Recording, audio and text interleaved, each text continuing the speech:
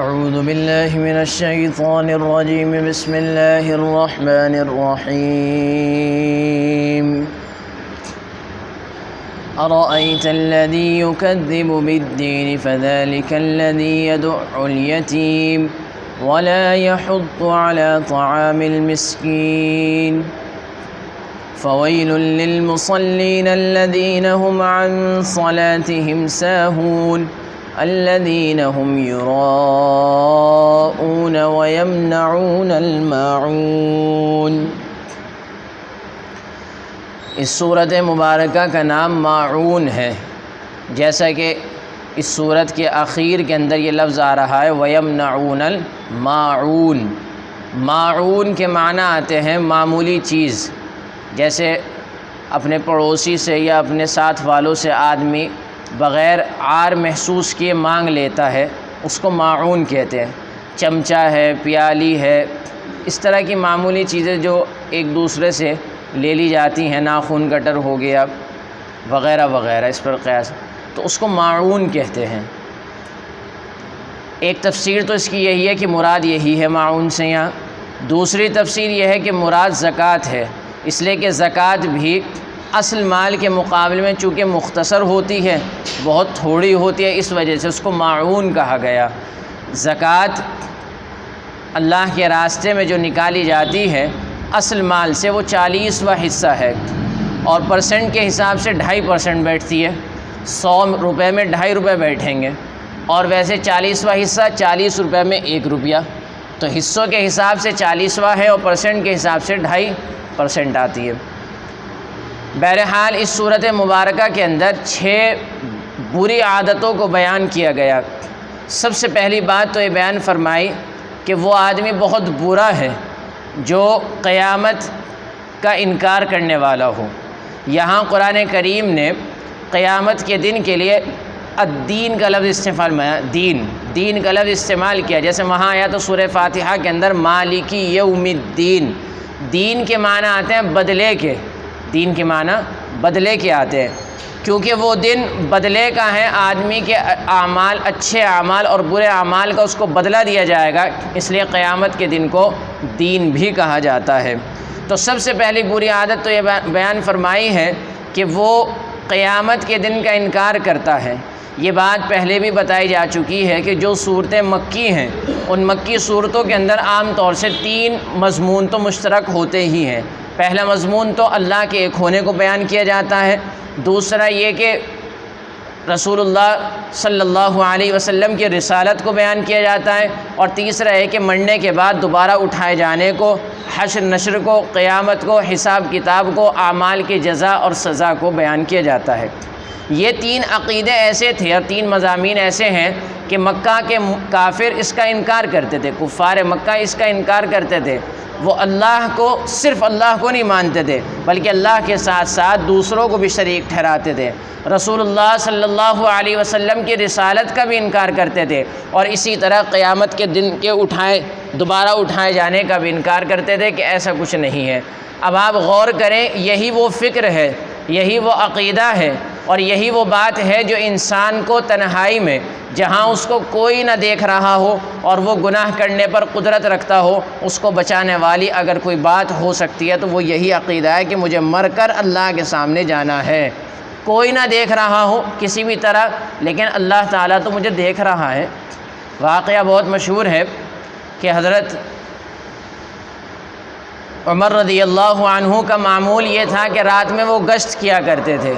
تو ایک دفعہ رات میں جب گشت کر رہے تھے تو گھر میں ماں اور بیٹی کی جھڑپ کی آوازیں آئی، تو اس میں ماں بیٹی سے کہہ رہی ہے کہ دودھ میں پانی ملا۔ وہ کہنے لگی کہ نہیں، امیر المؤمنین کا فرمان آ گیا حضرت عمر کا کہ پانی نہیں ملانا ہے۔ تو ماں نے کہا ہاں بہت امیر المؤمنین یہاں دیکھ رہے ہیں۔ تو کہا نہیں، وہ نہ دیکھ رہے ہیں، اللہ تو دیکھ رہا ہے۔ یہ بات اتنی پسند آئی کہ گھر چلے گئے، فجر کی نماز کے بعد کہا کہ فلاں علاقے میں فلاں گھر ہے، دیکھ کر آؤ ذرا، لڑکی کیسی ہے، شادی ہوئی ہے، کنواری ہے؟ کہ نہیں کنواری۔ کہا میں اپنے بیٹے سے کرتا ہوں۔ علماء نے لکھا ہے کہ ان کی ہی نسل میں سے پھر حضرت عمر بن عبدالعزیز پیدا ہوئے، جن کو عمر ثانی کہا جاتا ہے۔ اس قدر متقی و پرہیزگار آدمی تھے کہ علماء نے لکھا ہے کہ خلفائے راشدین کے طرز پر جو اسلام رہا ہے اس طرز پر اگر رہا ہے بعد میں، تو پھر حضرت عمر بن عبدالعزیز کے 2.5 سالہ دور کے اندر رہا ہے۔ یہ عقیدہ اتنا بڑا عقیدہ ہے کہ آج بھی انسان کو گناہوں سے بچانے والا اور اس کو حرام سے دور رکھنے والا یہی ایک عقیدہ ہے، اس لیے اس کا استحضار بہت ضروری ہے۔ قرآن کریم نے 20 جگہ اس بات پر زور دیا ہے کہ آدمی کو ہمہ وقت یہ فکر لاحق ہونی چاہیے کہ وہ مرے گا، مر کر اللہ کے سامنے کھڑا ہوگا اور پھر اس سے ایک ایک چیز کے بارے میں حساب و کتاب ہوگا۔ سورہ تکاثر میں آ رہا ہے ثم لتسألن یومئذ عن النعیم، پھر اس دن ہم ایک ایک نعمت کے بارے میں سوال کریں گے کہ ہم نے جو تمہیں بخشی تھی لے کر پیدائش سے موت تک، اور اس زمانے کے اندر جس ہر حالت میں پیش آنے والی جتنی باتیں ہو سکتی ہیں، جتنی نعمتیں ہو سکتی ہیں، ان سب کے بارے میں سوال ہوگا کہ کہاں خرچ کی، کیسے خرچ کی اور کیوں خرچ کی۔ یہ سب سوالات اس دن کھڑا کر کے پوچھا جائے گا۔ تو سب سے پہلے بری عادت بیان فرمائی کہ یہ لوگ بدلے کے دن یعنی قیامت کے دن کا انکار کرتے ہیں، اس کو جھٹلاتے ہیں، کہتے ہیں کہ کچھ نہیں ہے، بس مر گیا آدمی، اس کی ہڈیاں گل سڑ جائیں گی، مٹی بن جائیں گی، ختم قصہ، وہ آیت ہے اسی لیے اب اس کا چیپٹر کلوز، اب کچھ نہیں ہونے والا۔ دوسری بات یہ بیان فرمائی کہ یہ یتیموں کے ساتھ بدسلوکی کرتے ہیں، ان کے یہاں ذرہ برابر یتیم کے حق میں، یتیم کے لیے رحم کا خانہ نہیں ہے، بدسلوکی سے پیش آتے ہیں، حالانکہ یتیم مظلوم زمانہ ہے، کسی بھی مذہب کا، کسی بھی فکر کا، کسی بھی بستی کا آدمی ہو، وہ یہی کہے گا کہ جس کے سر پر اس کا باپ بچپنے میں اس کا ساتھ چھوڑ گیا ہو تو ظاہر ہے وہ بچہ رحم کے قابل ہے۔ ہمارے یہاں یتیم کا صحیح مفہوم لوگوں کے ذہن میں نہیں ہے۔ یتیم کہتے ہیں اس بچے کو جس کا نابالغیت میں، نابالغ تھا وہ، ابھی بالغ نہیں ہوا تھا، جوان ہونے سے پہلے اس کے والد کا انتقال ہو گیا، اس کو یتیم کہتے ہیں شریعت کی نظر میں، چاہے اس کی والدہ زندہ ہوں، والدہ کے زندہ ہونے سے یتیم ہونے پر فرق نہیں پڑتا۔ اور ایک دوسرا لفظ آگے بھی آ رہا ہے مسکین، مسکین کہتے ہیں محتاج اور نادار کو، ضرورت مند کو، جس کو سخت ضرورت ہو اس کو مسکین کہتے ہیں۔ عام طور سے ہمارے معاشرے میں یہ ہے کہ مسکین اس کو کہتے ہیں جس کی ماں نہ ہو، ایسا نہیں ہے۔ اصل بات یہ ہے کہ گھر سے باہر کی دنیا ایسی ہے کہ وہ سر کچلنے کے لیے تیار بیٹھی ہے۔ اگر کوئی اس کو انسانوں کے بلکہ حیوانات کے پاؤں کے نیچے آنے سے کوئی چیز اگر اسے بچا سکتی ہے تو معاشرے کے اندر وہ باپ کا وجود ہے۔ دنیا کو پتہ ہے کہ اگر ذرہ برابر بھی ہم نے اس کو ٹھیس پہنچا دی تو اس کا والد بکھیڑا کھڑا کر دے گا، ذرا کوئی ہاتھ اٹھا کر تو دکھا دے، ذرا تیکھی نظر سے دیکھ کر تو دکھا دے۔ تو والد کچھ بھی نہ ہو، میں بات کہتا ہوں کہ وہ ظلم بھی کر رہے ہوں، اپنی اولاد پر حقوق ادا نہ کر رہے ہوں، باپ کا وجود ہی اس کے لیے بہت بڑی نعمت ہے، اگرچہ اس کا احساس اس کو نہ ہو۔ تو دوسرے مرحلے پر یہ بات بیان فرمائی کہ یہ لوگ بہت سنگ دل ہیں، کہ یہاں تک کہ جو مظلوم ہیں، نہایت کمزور اور ضعیف ہیں، یتیم، ان کا بھی حق ادا نہیں کرتے، ان کو بھی دھتکارتے ہیں، پریشان کرتے ہیں۔ تیسری بری عادت یہ بیان فرمائی کہ یہ مسکین، نادار اور محتاج کو کھانا کھلانے پر نہ تو اپنے آپ کو آمادہ کرتے ہیں اور نہ ہی دوسروں کو ترغیب دلاتے ہیں، مہا بخیل اور کنجوس ہیں۔ کنجوسی اس درجے ان کو لاحق ہے کہ نہ تو خود اپنے آپ کو تیار کرتے ہیں اور نہ دوسروں کو تیار کرتے ہیں، حالانکہ کھلانے پر قدرت رکھتے ہیں۔ اگر یہ یتیم پر خرچ کر دیں 2 پیسے، مسکین پر، ضرورت مند کی ضرورت پوری کر دیں تو ان پر کوئی فرق نہیں آئے گا، ایسا نہیں ہے کہ ان پر پریشانی ہو سکتی ہے، بلکہ باوجود قدرت کے پھر بھی ضرورت مند کی ضرورت پوری نہیں کرتے۔ اللہ کے یہاں ایسا شخص جس کو مال سے اللہ نے نوازا ہو اور پھر بھی وہ ضرورت مند کی ضرورت پوری نہ کرتا ہو، نہایت بدبخت قسم کا آدمی سمجھا جاتا ہے۔ اللہ تبارک و تعالی ایسے شخص کو پسند نہیں فرماتے۔ اس کے بالمقابل سخی اور فیاض قسم کے آدمی کو اللہ محبوب رکھتے ہیں، پسند فرماتے ہیں۔ یہی وجہ ہے کہ حاتم طائی رہتی دنیا تک سخاوت کا دوسرا نام رہے گا۔ دنیا جانتی ہے حاتم طائی کا، اگرچہ کسی نے صحیح واقعات ان کے پڑھے ہوں، نہ سنے ہوں، کچھ نہ ہو، لیکن بچے کو، بڑے بوڑھے سب کو پتہ ہے کہ حاتم طائی سخی آدمی گزرا ہے۔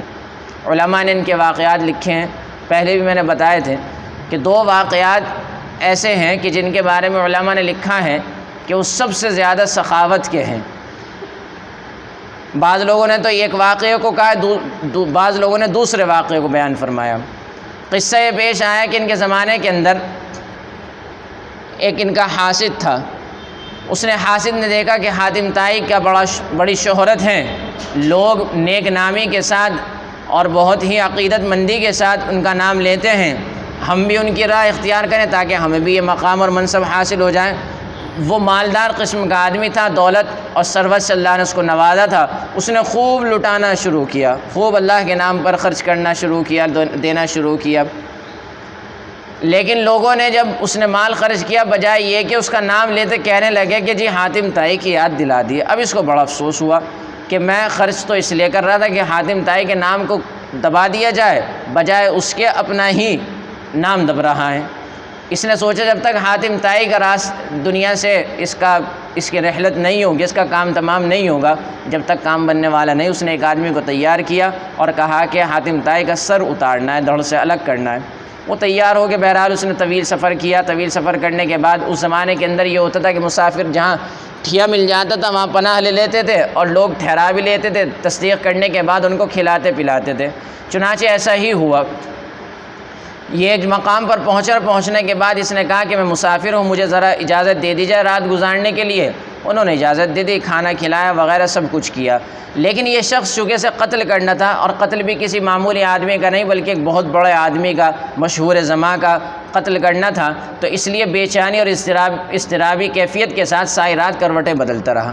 اب جو اس کے مہمان نواز تھے انہوں نے دیکھا کہ ہمارا مہمان بڑا پریشان ہے، وہ آئے اور پوچھنے لگے آپ خیریت تو ہے، کچھ دقت ہو گئی، میں آپ کی میزبانی صحیح سے کر نہیں پایا۔ انہوں نے کہا نہیں میزبانی تو سب ٹھیک ہے اور ایسی کوئی بات نہیں۔ بہرحال پوری رات ان کی اسی طرح کروٹ میں جب دیکھتے رہے وہ گزر رہی ہے، تو وہ آ کر کہے کہ آپ مجھے اصل بات بتائیں، فکر کیا ہے آپ کو، کون سی؟ تو انہوں نے پھر پورا قصہ سنا دیا کہ بات اس طرح ہے۔ آخر کار وہ جو ان کے میزبان تھے انہوں نے کہا کہ آپ فکر نہ کریں، یہ کام تو میں کر دوں گا، بہت آسان کام ہے۔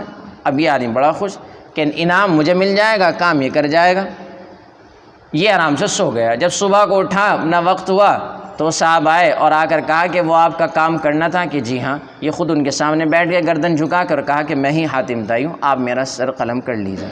وہ شخص اتنا متاثر ہوا، اس نے کہا کہ واقعی آپ کے آگے کوئی دوسرا نہیں کھڑا ہو سکتا، لیکن آپ اپنی گردن اتروانے کے لیے کیوں تیار ہو گئے؟ حاتم طائی نے کہا کہ مہمان میرے گھر آئے اور نامراد ہو کر جائے، یہ میرے مسلک اور مذہب کے خلاف ہے، چاہے مجھے اپنی جان سے ہاتھ دھونا پڑے۔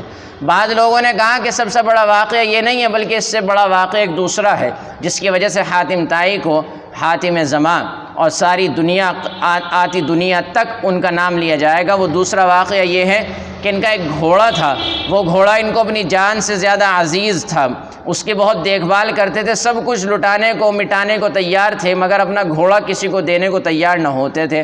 جب بادشاہ کے سامنے یہ بات آئی تو اس وقت کے بادشاہ نے کہا نہیں ہمیں گھوڑا ہی چاہیے، اپنا قاصد بھیجا۔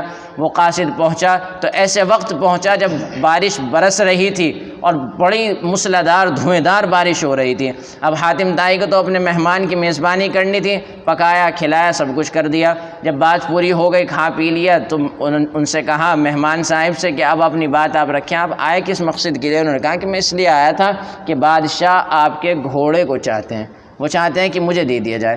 حاتم طائی نے کہا کہ وہ گھوڑا تو نہیں مل سکتا۔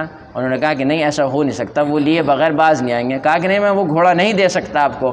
پوچھا کہ کیوں؟ اس لیے کہ جب آپ میرے گھر پر تشریف لائے تو بارش بہت زیادہ شدت کے ساتھ تھی اور میرے جانور ذرا دور بندھے ہوئے تھے، میرے پاس اتنی گنجائش نہیں تھی، اتنی مہلت نہ تھی کہ میں وہاں سے اپنا جانور ذبح کر کے لاتا، یہاں لا کے ذبح کرتا۔ وہ گھوڑا جو مجھے اپنی جان سے زیادہ عزیز تھا وہ میرے گھر بندھا رہتا تھا۔ میں نے دیکھا کہ مہمان کا اکرام ضروری ہے اور کوئی دوسرا سادھن میرے پاس ہے نہیں، میں نے اسی گھوڑے کو ذبح کر کے آپ کی میزبانی کر لی۔ علماء نے لکھا ہے کہ یہ دوسرا واقعہ ہے جو حاتم طائی کی سب سے بڑی سخاوت کے لیے شمار کیا جاتا ہے۔ بہرحال اللہ کے یہاں سخی آدمی بہت پسندیدہ ہیں۔ سخاوت ایک ایسا وصف ہے کہ اگر خاندان میں ایک پیدا ہو جائے تو اس نسل و اللہ ان کی برکت سے نوازتا ہے۔ اس لیے آدمی کو کبھی بھی ضرورت مند آدمی کے لیے ہاتھ سکوڑنا نہیں چاہیے۔ اگر وہ اس کی ضرورت کو پوری کر سکتا ہے، پوری ضرورت پوری کر سکتا ہے تو پوری کر دے، پوری نہیں کر سکتا تو جتنی کر سکتا ہو اتنی کر دے۔ اگر وہ بھی نہیں کر سکتا تو کسی سے کہہ سن کر ادھر ادھر سے کہہ کر لوگوں کو ترغیب دلا کر ضرورت مند کی ضرورت پوری کر دینی چاہیے، اس لیے کہ اس کے دل سے جو اس وقت دعا نکلے گی وہ ایسی ہے کہ بغیر عرش تک پہنچے کوئی اور مقام اور استقرار اس کا ہو نہیں سکتا۔ تو اس لیے تیسری برائی یہ بیان فرمائیں کہ ضرورت مند کے کھانا کھلانے پر نہ تو خود آمادہ ہوتا ہے نہ دوسروں کو آمادہ کرتا ہے۔ آگے یہ بات بیان فرمائی، چوتھی بات کہ ایک بری عادت اور بہت برا عمل یہ ہے کہ اپنی نماز سے بے خبر رہتے ہیں، ساہون، بھولے بیٹھے رہتے ہیں۔ علماء نے لکھا ہے کہ اپنی نماز سے بھولے بیٹھے رہنا سب سے پہلا سب سے بڑا درجہ تو اس کا یہ ہے کہ سرے سے نماز ہی نہیں پڑھتے۔ دوسرا درجہ یہ ہے کہ نماز تو پڑھتے ہیں لیکن پابندی سے نہیں۔ تیسرا درجہ یہ ہے کہ نماز پڑھتے بھی ہیں، پابندی سے بھی پڑھتے ہیں، مگر وقت کی قدر نہیں کرتے۔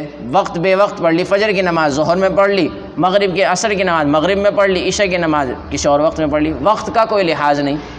چوتھا درجہ یہ بیان فرمایا کہ نماز پڑھتے بھی ہیں، پابندی سے پڑھتے ہیں، وقت پر پڑھتے ہیں، لیکن نماز کے لیے جو چیزیں ضروری ہیں جیسے وضو ہے، طہارت ہے اور دوسری چیزیں، ان کا کوئی خاص خیال نہیں رہتا، اس میں غفلت برتی جاتی ہے۔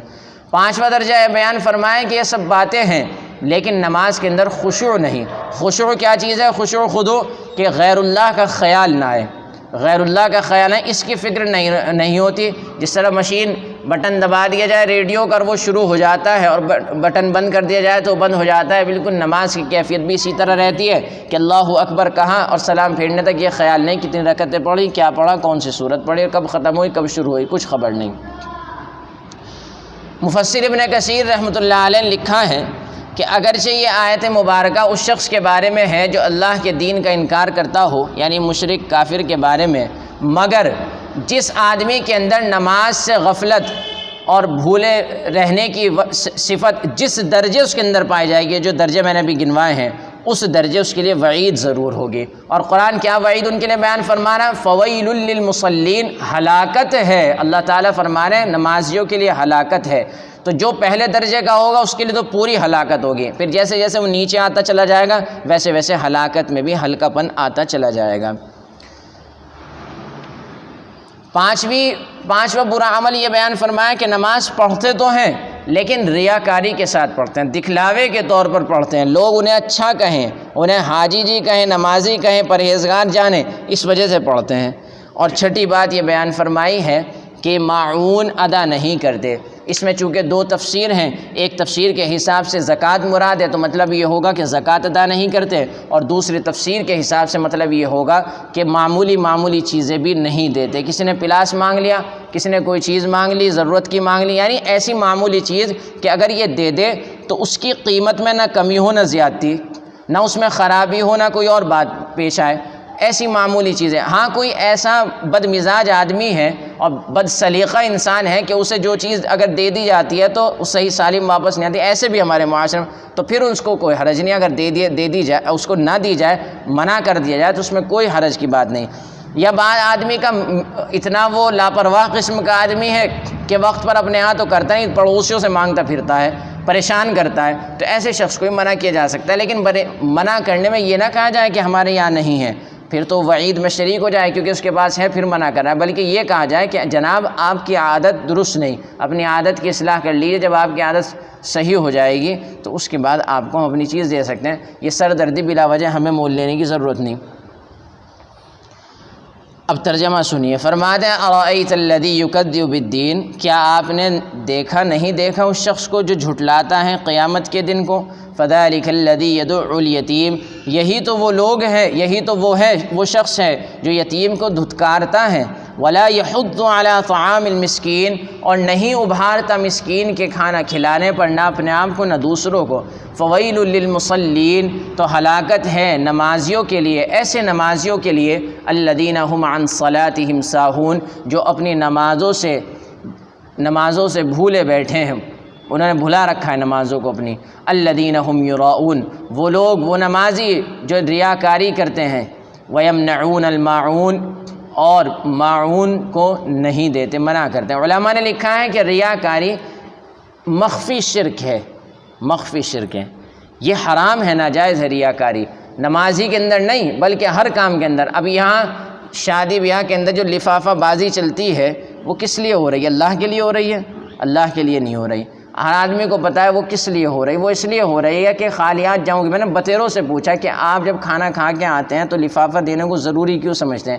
کہ جی ہمت نہیں ہوتی، خالی ہاتھ وہ جو دروازے پر بیٹھ جاتے ہیں اور چہرہ تکتے رہتے ہیں کہ کون دے کر جا رہا ہے کون نہیں جا رہا ہے، وہاں سے گزرتے ہوئے ہمت نہیں ہوتی، اس وجہ سے۔ تو میں نے کہا آپ تو معاشرے کے لیے دے رہے ہیں، آپ اللہ کے لیے نہیں دے رہے، آپ تو رسم کی وجہ سے دے رہے ہیں، معاشرے کے اندر جو بد چلن ہو چکا ہے اس کی وجہ سے دے رہے ہیں، جو دینا ناجائز ہے۔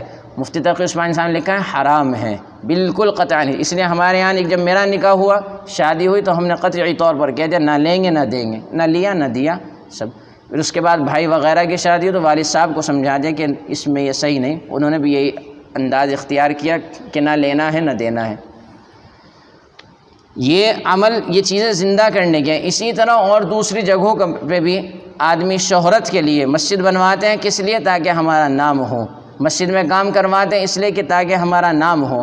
یہ اس سے ہوتا کیا ہے؟